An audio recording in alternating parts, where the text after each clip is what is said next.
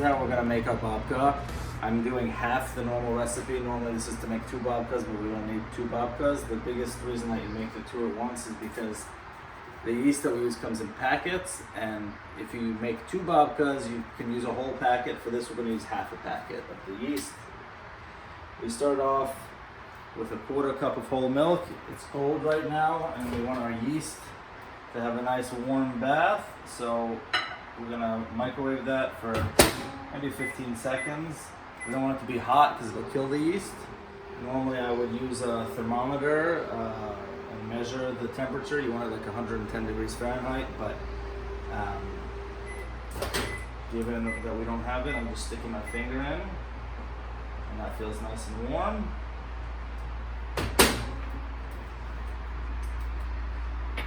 We want the yeast to have a nice little food supply, so in addition to the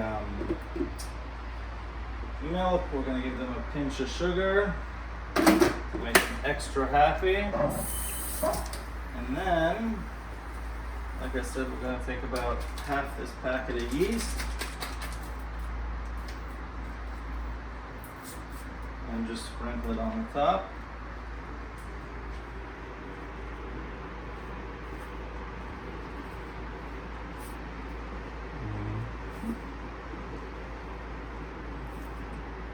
And that'll give them a chance to wake up. The rest of them. So while they're waking up, we're going to get the rest of the ingredients ready. So this is an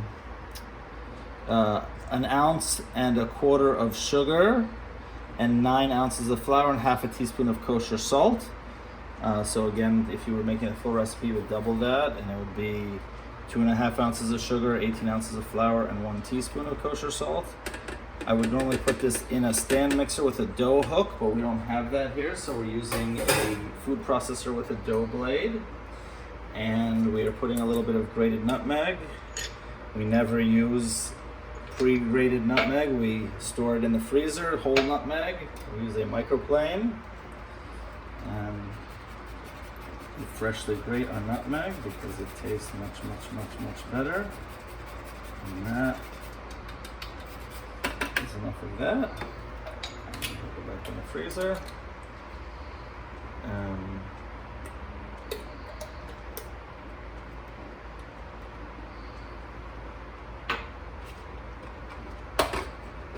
Put this lid on. Pulse it a few times. Get it mixed.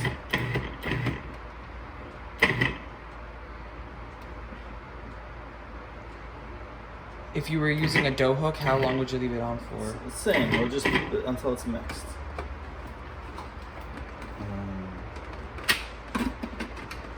And then we're going to add the yeast mixture.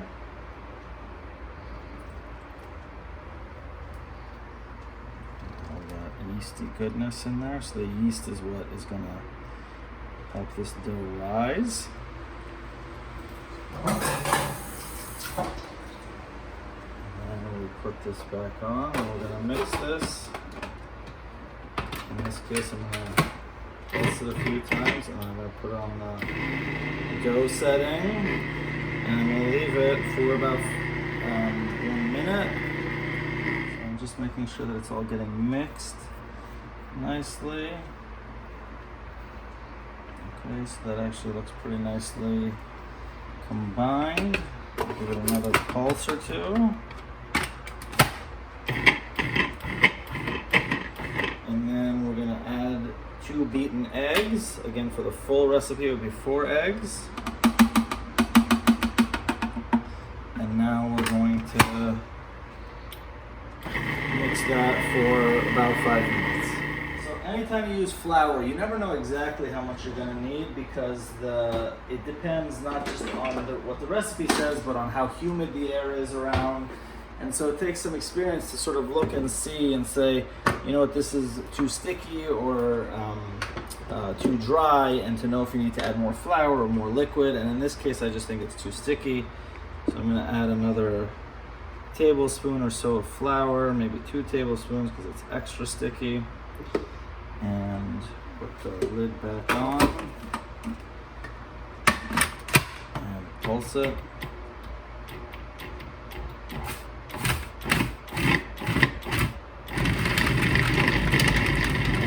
Already it's starting to move a lot better, so it wasn't really moving because it was just too sticky. But now, now it's really sort of moving like a ball. So you want it to move like a ball? Eventually, yeah. Eventually you want it to come together like and form a ball. And so this is going to need even more flour. It's definitely just soaking it now. No, we can pulse it. Okay, and so now we're going to add 6 tablespoons of butter. We're going to add 3 tablespoons first, then the next 3. This has been softened to room temperature.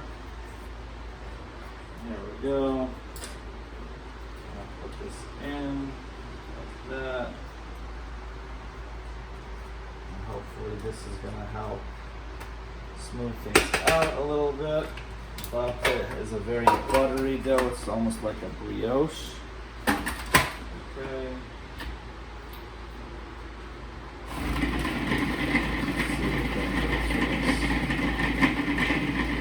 Do that for a few minutes and then we'll add another 3 tablespoons. Alright, so now I'm adding the next 3 tablespoons of butter. I'm trying. So that goes in. So this is what the dough looks like when it's done. It's sort of a nice soft dough. It's very buttery. You can see it's not sticky. It's not sticking to my hand. It is greasy because of all the butter in it. And we have a buttered bowl that we're going to put our bowl down in, and then normally I would cover it with a tea towel, but I don't have such a thing here, so instead I'm going to take some plastic wrap, and We have tea it's towels. fine. I like complaining about what I don't have here. And then we're going to cover it with plastic wrap, and we're going to put it to rise for about an hour and a half, or until doubled in size. That's it. So when the babka is going to be all finished and after it's cooked, we're going to coat it with a simple syrup. It's just a mixture of sugar and water to glaze the babka. And so this is just a recipe for a simple syrup. Any recipe that calls for simple syrup, you can use the same recipe. All we're doing is taking an equal part of sugar and water. So in this case, I'm doing about a half cup of sugar, and then half cup of water. I'm putting it in a pan and turning on the heat and just heating it until it dissolves. You don't really want to bring it to a boil because you can end up getting caramel. So once this comes together, you let it cool and you put it into an airtight container, and that's simple syrup. If you want to add extra flavoring to it, if you wanted to make an orange simple syrup, you could take some orange zest and put it in after the simple syrup is made, and just let it infuse. But that's it. All done. So you can see that the sugar is now dissolved. It's clear. There's no brown to it, so it's not caramel. And that's it. It's done. And you just let it cool. Now in this case, just for fun, I'm adding some orange zest to add a little bit of flavor, and just letting that come to room temperature, and then I'll put it in the fridge. And I'll take the peel out. Are you done with that? I'm done. So here we have the simple syrup that we're going to use when everything's done. This is our dough. Come look at it. You can see that it is about doubled in size, and so now we punch it down to let some of that air out. We're gonna bring it together again, and now we're gonna do what's called a cold ferment. We're gonna let it sit overnight in the fridge and get some extra flavor to it, and we will be good to go for baking tomorrow.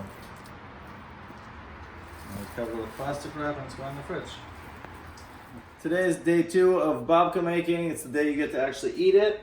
Our dough has been resting in the fridge overnight. We're gonna first make the filling before we get the dough out. We will start by melting our chocolate and our butter. We have about 9 ounces of bittersweet chocolate, and we have a half cup or a stick of butter. You could use chocolate chips if you want, but it's a little bit better with actual chocolate. What we do is we're going to put the chocolate and the butter into this microwave safe bowl and microwave it for 30 seconds at a time, stirring in between until the chocolate and butter are both melted. I'm actually going to start with the butter first because this butter's frozen, so I'm going to melt this down a little bit before adding the chocolate, and I'll show you when it's all done. So we've completely melted our chocolate and butter mixture. No bits of chocolate are really left. And now we're going to add the other ingredients to make what we want to be a spreadable paste. So we're going to add 1 packet of instant coffee or instant espresso powder. And that just helps to sort of amp up the chocolate flavor of the babka. So we mix that in. And then we're supposed to add, according to the recipe, 2/3 of a cup of powdered sugar and 2/3 of a cup of cocoa powder. The problem is I find that if you do that, it becomes too thick and not so spreadable. So what I'm going to do is I'm going to add the 2/3 of a cup of powdered sugar, and then I'm going to only add 1/3 of the cup of cocoa powder, and then just slowly add enough until it gets to be what I consider to be a spreadable paste.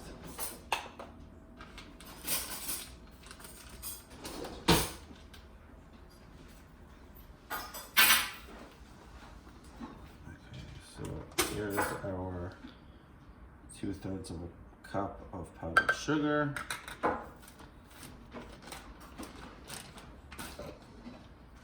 Mix that in.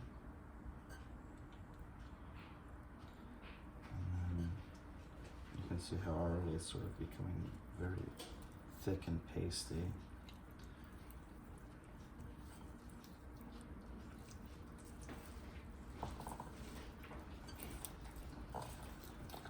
And then that's much better. And then do you have grab a spoon for the cocoa powder?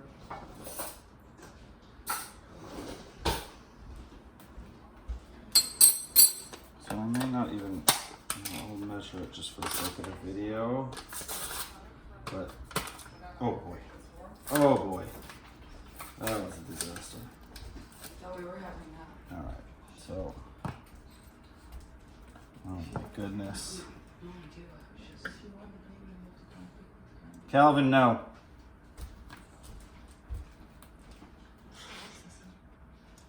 So this is 1/3 of a cup. Let's see what that does. I think that might be even enough in and of itself.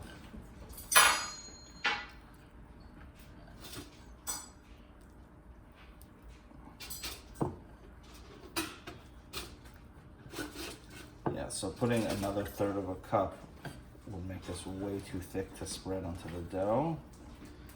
So I think I'm going to actually stop right there and say that that is a good amount. Cocoa powder. So you can see that this is still spreadable, and it's a nice thick chocolatey paste. And that's it. Okay, now our filling is ready. We have to get the dough ready. We take the dough that we made yesterday, we get it out of the fridge. It's definitely become more solid since yesterday, as the butter in it firmed up in the fridge. Okay, and what we're trying to do is roll it out basically to the size of this sheet pan, right, which is about 24 by 16, something like that. So I'm just gonna put it on a floured surface, and with a floured rolling pin, I'm going to roll it out this way, and then flip it over, and roll it out this way.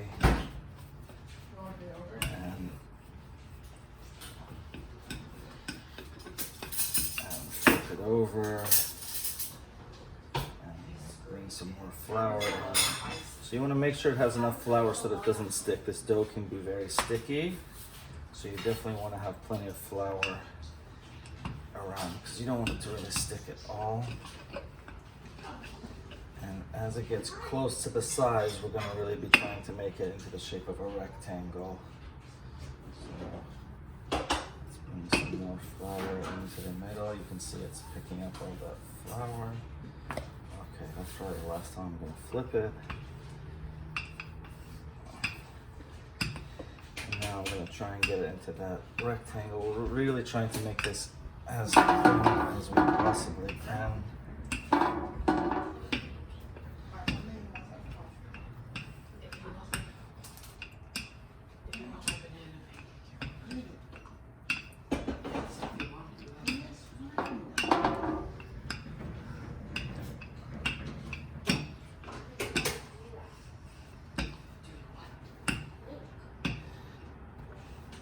Getting there. You can see that this dough is basically just the right amount to get to the size that we want.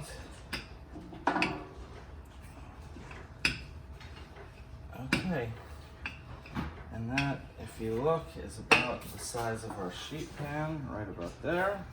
Looks good to me. And now what we're gonna do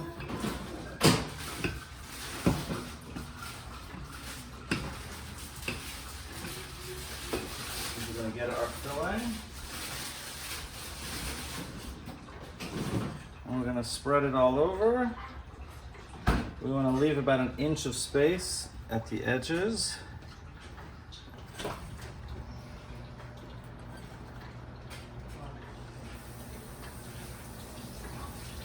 we take all of that yummy filling, and now we're just going to try and spread it evenly over the entire surface of the dough.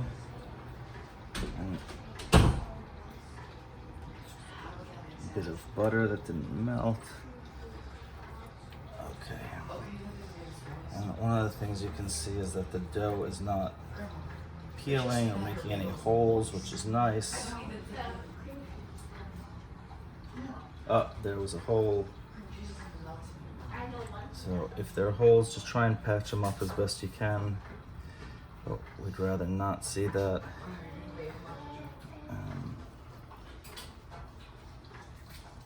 Okay. And so now we just want to slowly, carefully, once it's spread evenly, we're going to start rolling the dough in as tight a circle as we can. We're going to kind of make sure it's evenly coming up. This is actually behaving very nicely. I'm happy with this dough so far because it's not sticking to the work surface. And you can see we're just slowly rolling.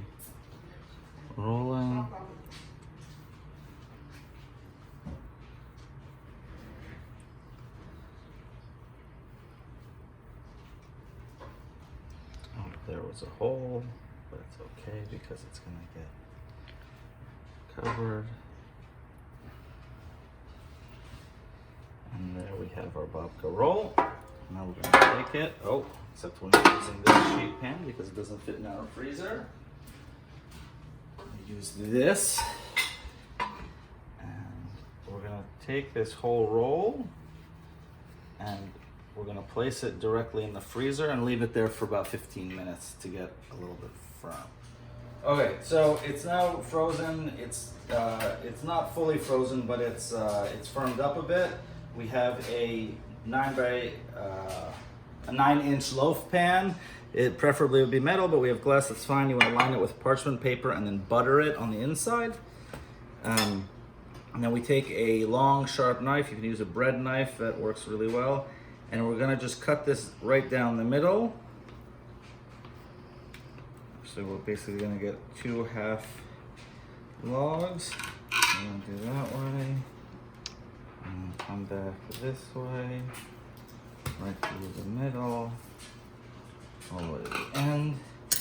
And then what we're gonna do, just make sure it's cut all the way through. So you can see we have all these nice layers because of how we rolled things up. And this is the tricky part. You're gonna take the two logs and you're gonna put them back to back.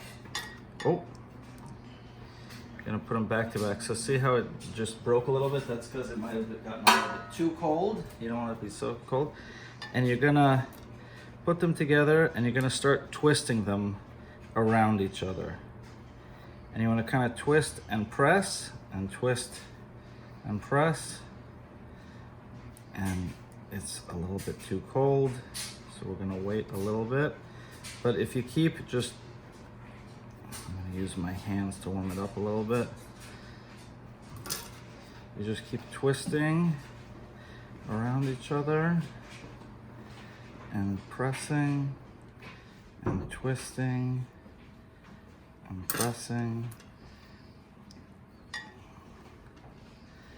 And we're gonna keep twisting here. And you're just gonna keep doing it until it's all twisted and it can fit into your loaf pan. And I got it.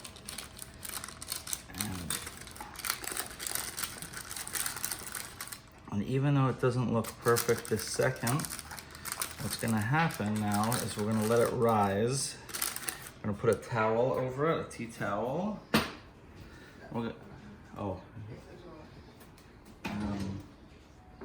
Gonna cover it with a tea towel and we're gonna just let it sit in a warm place for about an hour and a half to let it rise. And we'll come back and see what it looks like then. All right, so we have our oven preheated to 375. The babka's had a little bit of a chance to rise. And now we place it into the oven. We're gonna leave it here 30 to 40 minutes until it is golden brown and delicious looking. All right, so you can see babka is now golden brown, delicious. Put it over here.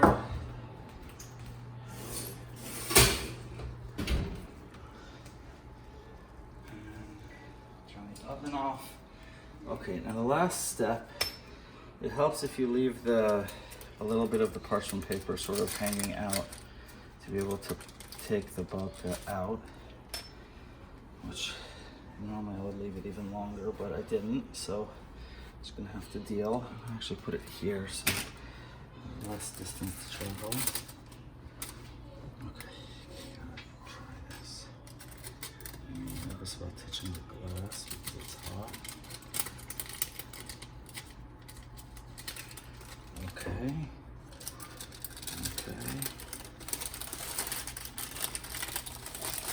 Now I'm just taking this out like this so it can. That's one of the reasons we have the parchment where we do.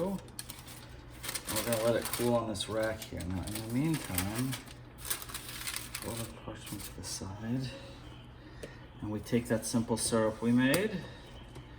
We take a paintbrush and we're just gonna brush all over.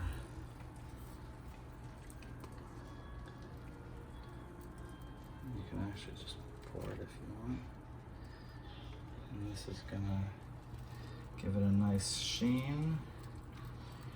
And you leave it on a rack to cool.